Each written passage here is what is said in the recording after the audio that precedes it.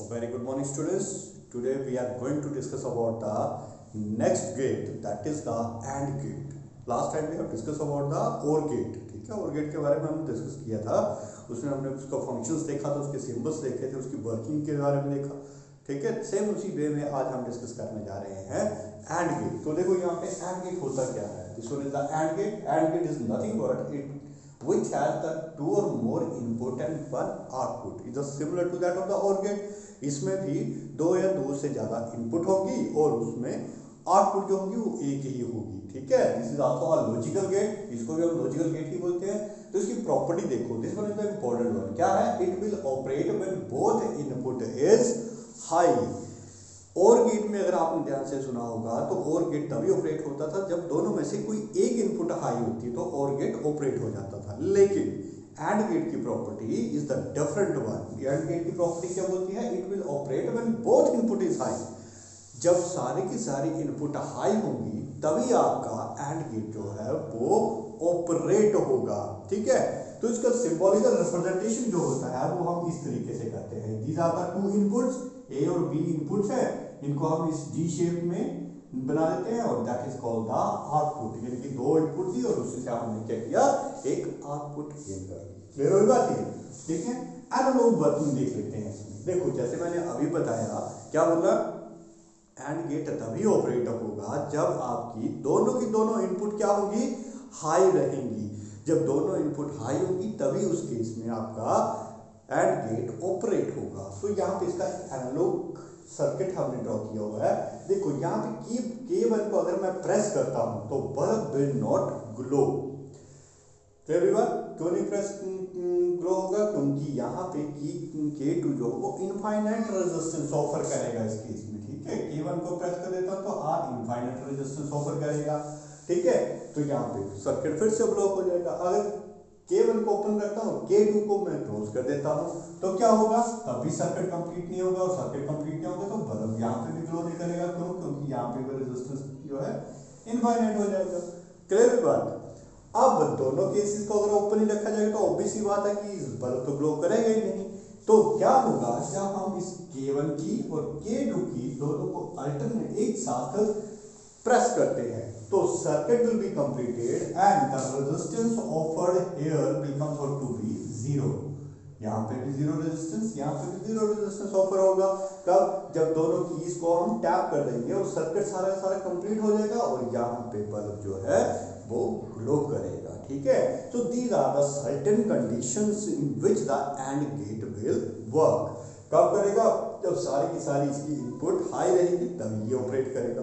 इसके एक सिंपल सा एग्जांपल ले लेते हैं हम. जैसे मान लो हम एक बर्गलर अलार्म बना रहे हैं. ठीक है, चोर है, चोर आ रहा है घर में. तो घर में हमने क्या किया है, दो तरह की कंडीशंस को सेटिस्फाई करना इंपॉर्टेंट है. बर्गलर अलार्म तभी बजेगा जब इन दो तरह की कंडीशन को हम सेटिस्फाई करेंगे. कौन सा? पहली कंडीशन कि स्विच इसका ऑन होना चाहिए. बर्गलर अलार्म का स्विच जो है वो क्या होना चाहिए, ऑन होना चाहिए. दूसरी कंडीशन क्या है कि जो बर्गलर अलार्म है वो तभी ऑपरेट होगा जब पर्सन उस बीम को क्रॉस करके जाएगा. क्रॉस करेगा तब सर्किट ब्रेक होगा. ठीक है, तो ये दो कंडीशन जब फुलफिल होंगी only in that case the alarm will ring. ठीक है, तो इन तरह की सर्किट को बनाने के लिए हम एंड गेट का यूज किया जाता है. और भी बड़े ज्यादा इसमें डिवाइसेस हैं जिनमें हम एंड गेट का यूज करते हैं. ठीक है, तो these are the certain condition है. एक एग्जांपल बताया आपको कि किस तरीके से हम एंड गेट का रियलाइजेशन कर सकते हैं. ठीक है, समझ आएगी बात सभी को ये. ठीक है, now the and gate realisations के बारे में देखते हैं. एंड गेट रियलाइजेशंस का मतलब इसकी इंटरनल वर्किंग कैसे है, कैसे ये इंटरनली काम करता है. ठीक है, तो here is the circuit diagram of this AND gate. हमने क्या किया, एक एंड गेट लिया है. इसके इंटरनल सर्किट में देखो ए इनपुट और ये बी इनपुट. ए इनपुट को हमने रिवर्स करके डायोड को लगाया है. और गेट में हमने कैसे लगाया था, इसको उल्टा करके लगाया था. एन टाइप इस तरफ था और पी टाइप इस तरफ था. ठीक है, लेकिन एंड गेट में हमने इसको रिवर्स कर दिया है. इसको भी रिवर्स कर दिया है. This one is the diode D1 and this one is the diode D2. Clear बात? और this one is the output. ठीक है, ये आउटपुट रेजिस्टेंस है. यहां से हम इसको आउट कर देते हैं तो this one is the output. Clear बात? This one is the battery. 5 volt battery हम सप्लाई करवा रहे हैं इनपुट के लिए. This will show the low potential. Low potential को हम स्टार्टिंग से पढ़ते आ रहे हैं, कैसे शो करते हैं, 0 से, और हाई पोटेंशियल को हम किससे शो करते हैं, 1 से शो करते हैं। समझा ये बात ये, ठीक है। तो this one is the low potential, this one is the high potential, similar to that of the OR gate, जैसे हमने पीछे वाले वीडियो में डिटेल में किया था OR गेट में, सेम वही है। Now let us come on the working में हम कैसे इसकी करते हैं, ठीक है। व्हेन फर्स्ट यूज करेंगे, साथ साथ में हम ट्रुथ टेबल को भी प्रूव करते चलेंगे। व्हेन A 0 B 0, इसका मतलब A टर्मिनल्स को भी हम कनेक्ट करते हैं 0 के साथ, और इसको भी कनेक्ट कर रहे हैं 0 के साथ। मतलब किसके साथ कनेक्ट कर रहे हैं हम लोग इसको, दोनों को नेगेटिव टर्मिनल्स के साथ कर रहे हैं इसको कनेक्ट। क्लियर होगी बात ये, किसके साथ कनेक्ट कर रहे हैं, negative terminal of the battery. तो इन दिस केस क्या होगा, इस केस में नेगेटिव टर्मिनल्स के साथ, एक मिनट रुकना, okay sorry for the introductions. अच्छा क्या कर रहे थे हम लोग यहाँ पे, बैटरीज के बारे में पढ़ रहे थे कि जब हमने वर्किंग में when A is given to the 0 and B is also given to the 0 input, ठीक है, A को भी 0 इनपुट दिया और B को भी 0 इनपुट दिया था, यानी कि हमने क्या किया, दोनों इनपुट्स को किसके साथ कनेक्ट कर दिया, 0 terminal, 0 value means negative terminals, ठीक है। तो यहाँ पे क्या हुआ, this is the N type and this is the P type, here also N type and this is the P type. तो क्या हुआ, दोनों के दोनों डायोड्स जो हैं वो क्या होंगे, कंडक्ट करेंगे। दोनों के दोनों डायोड्स क्या हैं, D1 और D2 both will be conduct, क्योंकि ये क्यों होंगे, फॉरवर्ड वाइज में चलेंगे। फॉरवर्ड वाइज क्या होता है, when the negative terminal is connected to the N type and positive terminal connected to the P type। तो यहाँ पे देखो N टाइप तो नेगेटिव के साथ कनेक्टेड है, दोनों के दोनों N टाइप नेगेटिव के साथ कनेक्टेड है ना, तो ये दोनों के दोनों डायोड्स क्या हो जाएंगे, फॉरवर्ड वाइज में चले जाएंगे। जब ये फॉरवर्ड वाइज में गए तो ऑब्वियसली यहाँ पे करंट फ्लो करेगा, ठीक है, दोनों में करंट फ्लो करेगा, and when the current will flow there is a potential drop across this resistance। क्या होगा, इस आउटपुट रेजिस्टेंस में पोटेंशियल ड्रॉप होगा, किसकी वजह से, due to this current flowing in the circuit. जैसा कि हम लोगों ने पहले भी पढ़ा हुआ था कलेक्टर एमिटर के केस में, जब पोटेंशियल ड्रॉप होता है तो क्या होगा, वहां पे IC की वैल्यू जो वो बढ़ रही होती है, तो उसकी वजह से क्या होता है, पोटेंशियल जो वो ड्रॉप कर जाता है, तो आउटपुट वोल्टेज जो होती है वो क्या होती है, लो चली जाती है, ठीक है। इस तरीके से पढ़ा हुआ था हम लोगों ने। तो यहाँ पे भी सेम वही कंसेप्ट हो रहा है, जैसे ही करंट फ्लो कर रहा है तो यहाँ पे पोटेंशियल ड्रॉप हो रहा है, ठीक है। पोटेंशियल ड्रॉप होगा मतलब ये अर्थ हो जाएगा, सारा सर्किट इस बैटरी के थ्रू अर्थ हो जा रहा है, ठीक है। तो यहाँ पर आउटपुट में हमें कोई भी करंट नहीं मिलेगा, आउटपुट में क्या हो रहा है, कोई भी करंट नहीं मिलेगा, that means output will be equivalent to the 0।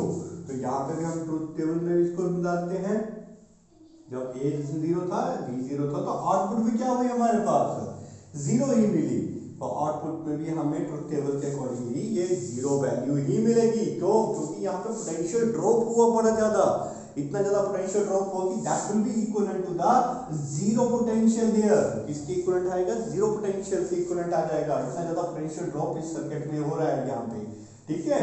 Similarly case 2 करते हैं स्टडी। केस 2 में क्या बोला गया है, when A 0 and B is equal to 1, A की वैल्यू अब हम 0 कर देते हैं, जबकि B की वैल्यू को हम 1 बना देते हैं।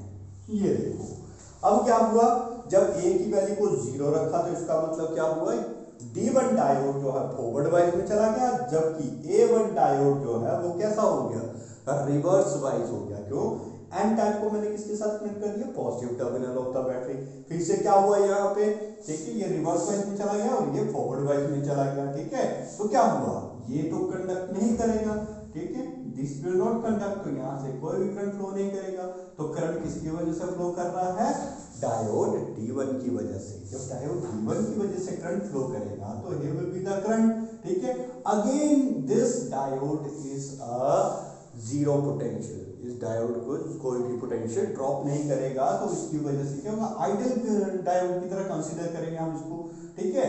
तो यहाँ पोटेंशियल ड्रॉप इस पॉइंट में होगा जा करके, due to this battery available है। तो क्या हुआ, बड़ा ज्यादा पोटेंशियल ड्रॉप हुआ, क्यों, क्योंकि बैटरी थी अवेलेबल। तो इसने क्या किया, आउटपुट वोल्टेज को और ज्यादा कम कर दिया, क्यों, इस इनकमिंग करंट आ रहा है, ठीक है। जब इनकमिंग करंट आ रहा तो उसने क्या किया, आउटपुट वोल्टेज की बैटरी को और ज्यादा कम कर दिया, ठीक है, इतना ज्यादा काउंट कर दिया कि आउटपुट में हमारे पास फिर से वैल्यू कितनी आ रही है, 0 आ रही है। Output will also be comes out to be 0। तो ट्रुथ टेबल में 0 1 यानी कि a0 रखा b1 रखा तब भी आउटपुट कितनी आएगी, 0 आई। ठीक है, third case when a is equal to 0 b is equal to a1 and b is equal to 0। अब a की वैल्यू को हम 1 कर देते हैं और b की वैल्यू को 0 कर देते हैं। सेम वही फिनोमेना फिर से। अब this diode will start conducting, ये डायोड क्या करेगा, कंडक्ट करना स्टार्ट कर देगा। कौन सा, this one is the reverse wise. Positive terminal of the battery के साथ कनेक्टेड हो गया एन टाइप, तो ये कहने से चला गया, ये चला गया रिवर्स वाइज में। रिवर्स वाइज में चला गया तो इट विल नॉट कंडक्ट, यानी कि diode D1 do not conduct. जबकि B को हमने नेगेटिव के साथ कनेक्ट किया है तो दिस डायोड विल कंडक्ट। फिर से यहाँ से क्या होगा, करंट फ्लो करेगा। ठीक है, करंट फ्लो किया तो इसका मतलब फिर से इस बैटरी में क्या होगा, पोटेंशियल ड्रॉप कर जाएगा। बड़ा ज्यादा पोटेंशियल क्या हो रहा है, ड्रॉप कर रहा है। जब पोटेंशियल ड्रॉप कर रहा है तो अगेन इसकी value will comes out to be 0। फिर से इसकी वैल्यू कितनी आ जाएगी, 0। ठीक है, ड्रॉपिंग का कंसेप्ट समझ रहे हैं। यहाँ पे बैटरी कितनी है, 5 वोल्ट। जब कोई भी करंट नहीं आएगा तो यहाँ पे पोटेंशियल कितना होगा, 5 वोल्ट का ही होगा।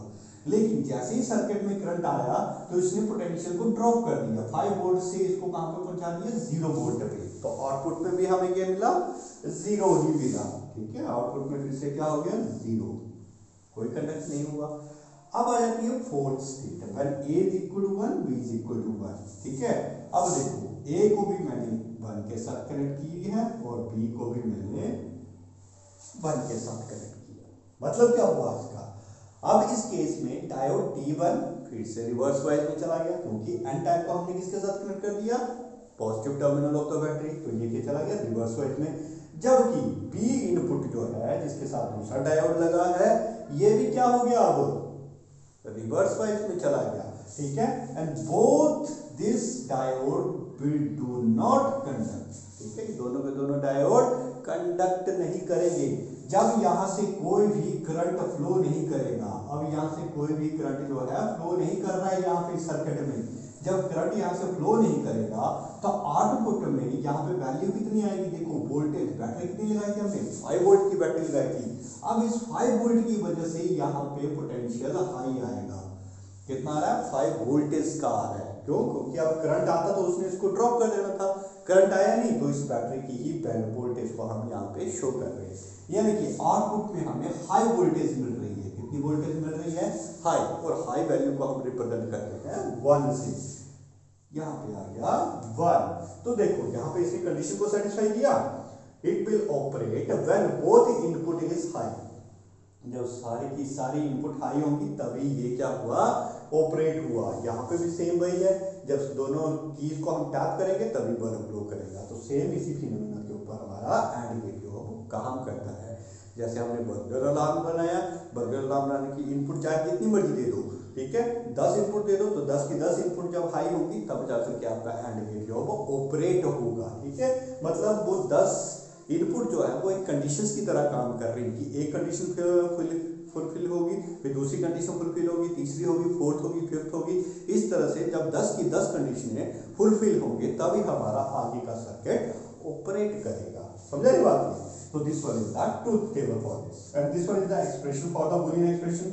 जैसे मैंने आपको बताया था बूलियन एक्सप्रेशन हम किसके लिए यूज करते हैं, टू रिप्रेजेंट द, ठीक है, algebraic form of this truth table. ये ट्रूथ टेबल की जितनी भी सेटिस्फाइड कंडीशंस हैं उनको अलजेब्रिकल फॉर्म में हम शो करते हैं। तो y is equal to a plus b, या तो इसको ऐसे लिखते हैं y प्लस नहीं बोलते हैं, एंड बोला जाता है, y is equal to a AND, ठीक है, प्लस नहीं बोलना, इसको क्या बोला जाएगा, y and v, y and b। मतलब जब दोनों की दोनों कंडीशनें हाई होंगी उसी टाइम ये ऑपरेट करेगा। अच्छा, यहाँ पे गड़बड़ कर दिया हमने, this one symbol not plus, this is the symbol dot, ठीक है, डॉट लगाया जाता है। ए एंड बी, जब दोनों में से एक कंडीशन भी 0 हो गई तो मतलब सारा सारा आउटपुट क्या हो जाएगा, 0 हो जाएगा। ठीक है, सिंपल सा यार को मल्टीप्लिकेशन हो रही है तो एक भी सी इनपुट 0 होगी तो मतलब सारा का सारा प्रोडक्ट क्या हो जाएगा, 0 हो जाएगा। दोनों इनपुट जो हाई होगी तभी हमारे पास आउटपुट जो हाई आ रही है। देखो यहाँ पे दोनों इनपुट हाई हैं तभी हमारे पास आउटपुट क्या आ रही है, हाई आ रही है।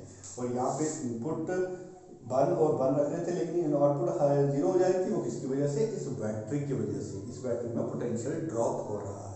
क्लियर हुई बात ये। तो this was the time varying signal. अब हम जैसे टाइम वेरिंग सिग्नल पहले भी हमने स्टडी किया, ठीक है, ये 0 पोटेंशियल को, ये 1 पोटेंशियल, ये बी का 0, ये 1, ये बाय आउटपुट का 0, ये इसके बाद, ठीक है। जैसे सिग्नल चलता है with respect to the time, time t equal to t1 के ऊपर देखो a 0 है, a की वैल्यू 0, b 0 है, b की वैल्यू 0, तो हमारे पास y भी कितना आएगा, 0 ही आएगा। जैसे टाइम t2 के ऊपर पहुंचेंगे तो देखो a की वैल्यू 0, ऐसा 0 की इक्वलिटी है, लेकिन b जो है 1 है, तो यहाँ पे मैंने b की वैल्यू को हाई कर दिया, किसके बराबर, 1 के बराबर बना दिया, ठीक है। तो यहाँ पे आउटपुट कितनी आई है, फिर से आउटपुट आई 0, यानी कि यहाँ पे भी ऑपरेट नहीं हुआ ये। फिर चला गया थर्ड कंडीशन के ऊपर, a को 1 रखा, b को 0 रखा, समझ रहे बात है। a को देखो 1 रखा थर्ड कंडीशन के ऊपर, a को 1 कर दिया, ऊपर की तरफ ले गया मैं, a के बराबर बना दिया, लेकिन b जो 1 था पहले उसको नीचे ले आया और इसको क्या कर दिया, 0 कर दिया। तो a 1 है, b 0 है, तब भी आउटपुट 0 ही रहेगी, कोई। लेकिन जब a 1 रखा, b 1 रखा, a की वैल्यू भी हाई है ना, ऊपर 1 के बराबर है, और b की वैल्यू जब 0 आ रही थी तो t4 पर मैंने इसको हाई कर दिया, a 1 के बराबर कर दिया। तो अब दोनों इनपुट्स क्या है, हाई है, तो यहाँ पे आउटपुट की वैल्यू भी क्या हो जाएगी, हाई हो जाएगी। तो this one is the time varying signal for this AND gate. Clear हो गई बात ये, और similar to that of this OR gate की तरह ही ये काम करता है। क्लियर हो गई बात, ठीक है। Thank you all. तो this one is all about the and gate.